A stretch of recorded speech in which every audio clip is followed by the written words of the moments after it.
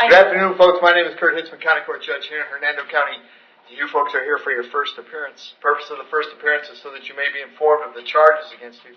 I will determine if probable cause exists for those charges. Probable cause simply means that it's more likely than not that a crime has occurred, and more likely than not that you're the person that committed that crime. Of course, as you stand before me this afternoon, I presume that you're innocent of these allegations. That presumption of innocence will stay with you through every stage of the proceedings, unless and until the state attorney's office is able to prove the allegations against you beyond and to the exclusion of a reasonable doubt. We'll set your conditions of pretrial release today, that is your bail or your bond. In most cases, you've had a bond set already pursuant to the bond schedule here in the 5th Judicial Circuit of the warrant which led to your arrest. I'll determine if that bond will be raised or lowered or left the same, or whether there'll be additional conditions of pretrial release placed upon you. We'll let you know when your next court date will be. If you'd like to have the services of the public defender, I'll gladly appoint the PD to represent you this afternoon. You do have a right to have contact with folks on the outside, family, friends, counsel. If you have not had a chance to make that call, please let me know. We'll make sure that that happens. Finally, and most importantly, you're advised that you do have an absolute right to remain silent with regard to the facts which surround your arrest. I encourage you to do that. These proceedings are recorded. In addition, there is an assistant state attorney in the courtroom with me. If you say something that tends to incriminate you, they will use it against you in the prosecution down the road. I now need each and every one of you there at the jail to please raise your right hands and be sworn. You all solemnly swear or affirm, tell truth, whole truth, none but the truth. Outstanding. When you hear your name called, please step forward to the podium. Brianna Hahn.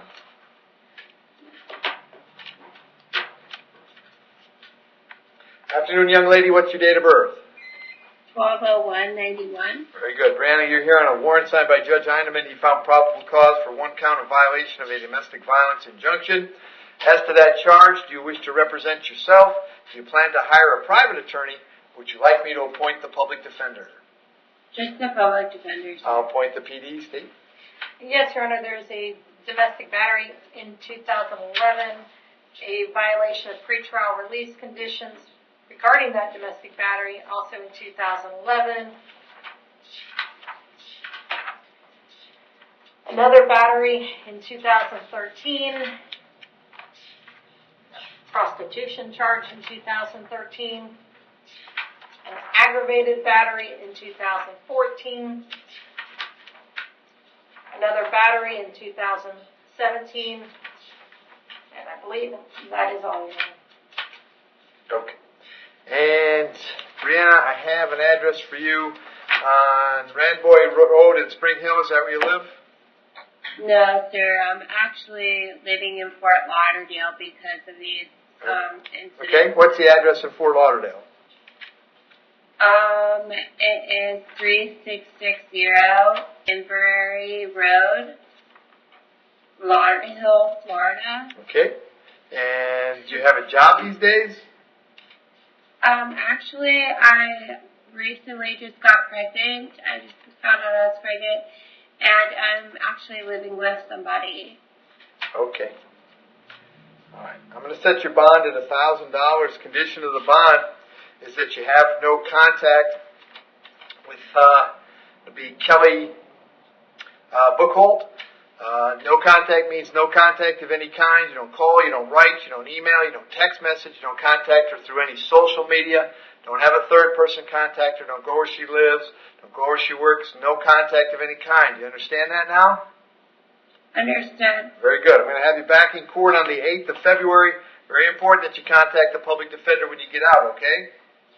Yes, sir, I understand. I have a question, sir. Sure. She has custody of my newborn daughter. I've tried with Mrs. Buchholz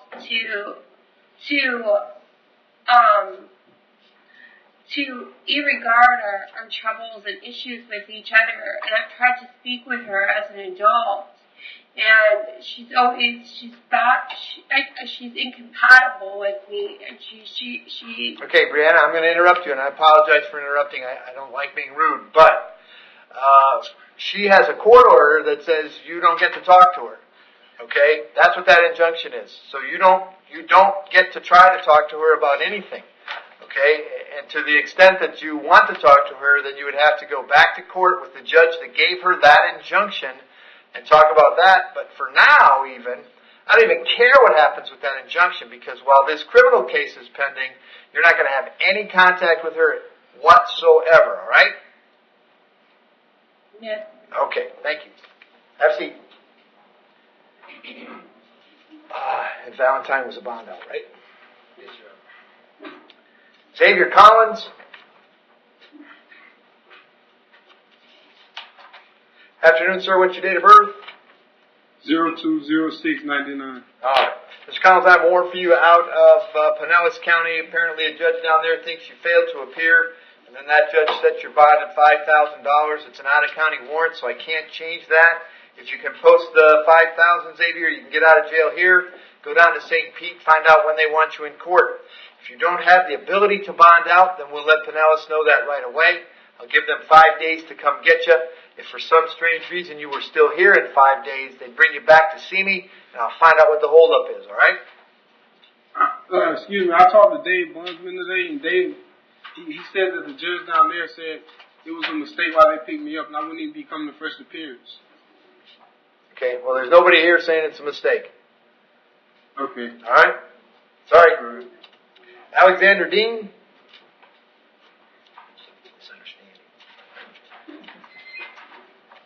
Morning, Alexander. Afternoon. What's your date of birth? 081989. All right. Alexander, you're here on a warrant signed by Judge Toner. Apparently you failed to appear in his court, looks like a couple weeks ago, on 2 charges, possession of controlled substance, possession of marijuana. Did you have a lawyer on those cases, Alexander? Do I have a what? A lawyer? A PD. All right. You want to stay with the PD? Yeah, sir. Okay. So I'll continue the appointment of the public defender. Judge Toner set your bonds at $10,000 and $2,000 respectively. I'm not going to change those. We'll send you back to see him on the 13th of February. If you get out, you should contact the public defender's office right away. If you can't get out, they're going to come see you before you go to court, okay? Okay. Thank you.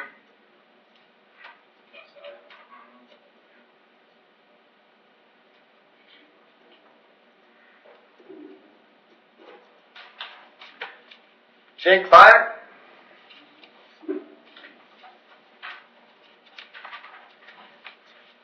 Afternoon, sir. What's your date of birth?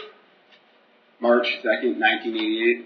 All right, Jake, you're here on a warrant also signed by Judge Toner. In his case, he found probable cause for a violation of probation. As to that charge, you're going to represent yourself. You're going to hire private counsel. Would you like me to appoint the public defender? Public defender. I'll appoint the PD. Bond on that warrant, of course, is no bond. I can't change that. I'm going to send you back to see Judge Toner on the 13th of February, and the public defender will come see you before you go to court again, okay? Sir, you said I had no bond. It's no bond, yep. Can you tell me what my violation was from? I can. It's a condition 5 because you were cited on September 6th, 2018 for some traffic case. And that was grounds for my violation. I've been going for almost 30 months. I haven't had any issues or run-ins or anything. Okay, I didn't provide the affidavit and I didn't sign the warrant. I'm telling you what it is. Would love to sit around and chat with you about whether or not that makes sense, but it's not my place. All I can do is tell you that's what the warrant says, and you're back in court on the 13th of next month, okay? All right. Thank you. Yeah. Rafael Origo.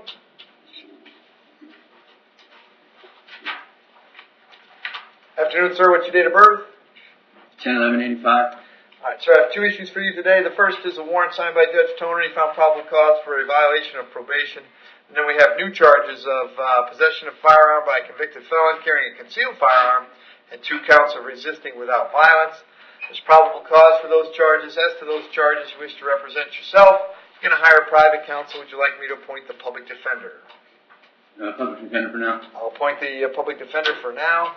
Of course, on the violation of probation case, the bond is no bond, and I can't change that. Same thing with the cases before. I'm going to change the date to the 13th of February. Let's see.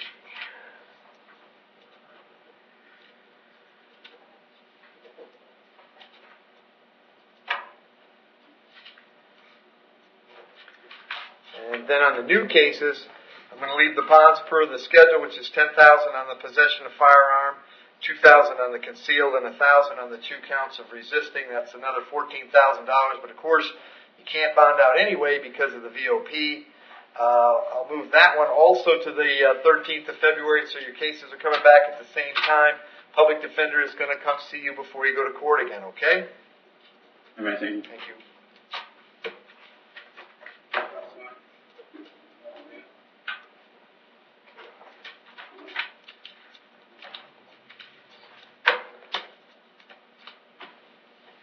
Abraham Reve.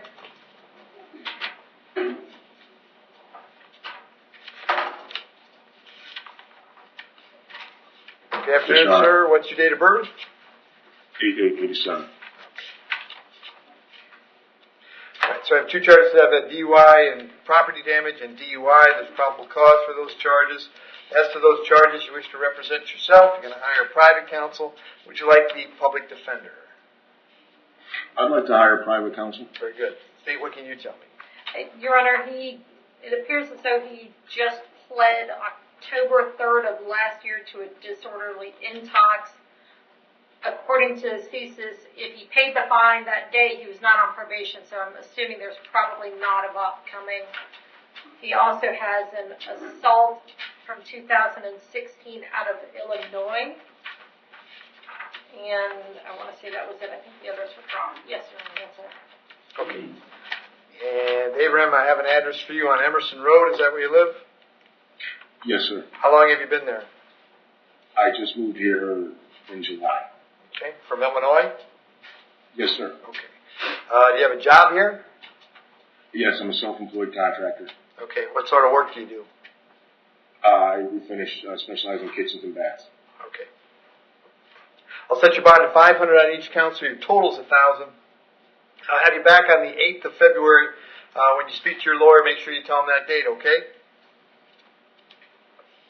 Yes, say that again, Your Honor. You're going to come back on February 8th. Your total bond is $1,000.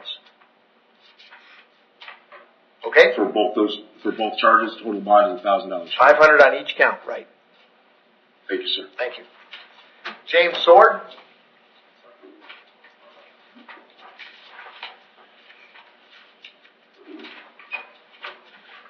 Afternoon, sir. What's your date of birth? September 9th, 1969. I have 3 charges today: burglary of a dwelling, criminal mischief, and resisting without violence. There's probable cause for those charges. As to those charges, you're going to represent yourself. You're going to hire a private counsel. Would you like the public defender? Public defender. Appoint the PD. All right. So I have a note here that says he's currently on a PTI felony case. He is, Your Honor. It's 18 CF 2451. And what happens with the bond on those cases when they go into PTI? Do you know? Does it get released? Are they considered still on bond? Or I honestly can't answer that. I think there would can you answer it dishonestly? No, you know. 18. I know it's different than how we do it, so that's why I'm asking. When I say we, let's see what it says.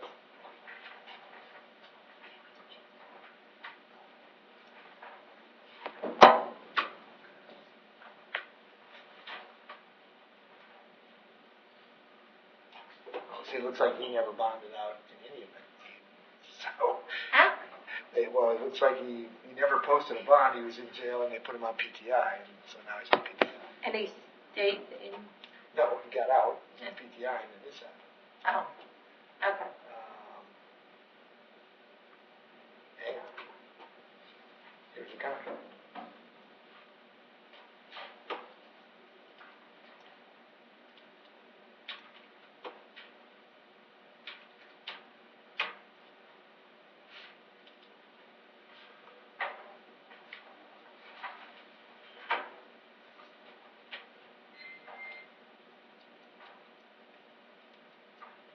So, Jay, certainly his PTI case is not on the docket anywhere, right? It won't be until they do a return. And, Your Honor, it would be the state's position if he was released from jail to go to PTI, with this new arrest, he is in violation of PTI. Oh, there's no doubt about Yeah. that. You understand my question. Oh, My question I do. Is that considered pretrial release that I can revoke under 903? I believe it is, and that was exactly what I was going to argue, that he was given a release for that. He has violated it. The state's position is he needs to be put back in the jail with the same bond. So then I'm basically If not an RCO. I'm putting that case back on the docket, basically, based on probable cause that he's committed new crimes. And Yes. okay. So I'm going to do that, Jay. So we'll need a dispo on 18 CF 2451. All right. So here's hang on, James. Here's how this is going to work. If you have something to say, please don't get so close to the microphone because then it just garbles. What do you like to say? Same situation. How can I do one thing when a person is knowing where I am at each time at each residence? I can't be over to residence at 770 Brook Manor at Brooksville, Florida, because there's a female, which is, okay, I'm going to tell you, Michelle. All right. Well, yeah. Hang on now, James. I'm going to stop you there. I'm not sure what you're trying to tell me. It might even be incriminating. The fact of the matter is that I lack the sufficient mental acumen to make any sense about what you're saying, so it probably won't hurt you. Yeah, it won't help, I can tell you that. So if you just stand tight, I'll tell you what's going to happen, and we'll go from there, all right? So on the new charges, on the Berg dwelling, I'm going to set a bond of $5,000. On the criminal mischief, $2,000. On the resisting without, $2,000. On those cases, that's a total of $9,000. I'll move those to the 13th of February. Then you're on PTI in 18 CF 2451. I'm considering that to be pretrial release. I'm going to revoke your pretrial release in that case pursuant to Florida Statute 903.0471, finding that it appears that you've committed new crimes while on pretrial release. On that case, your bond is no bond, and we'll set that one also for the 13th of February. So you're not going anywhere at least until February 13th, when you'll be able to deal with Judge Toner, and maybe you and he understand each other better than you and I understand each other. But the public defender will come see you before then, and then you'll be back in court on the 13th, and you will not, while you're in jail, you will not call or write Michelle Andre from the jail. If you do call her or write her from the jail, that could be new crimes and contempt of court and all sorts of other bad things could flow from that. That's really all I want to say to you now, so please have a seat, okay?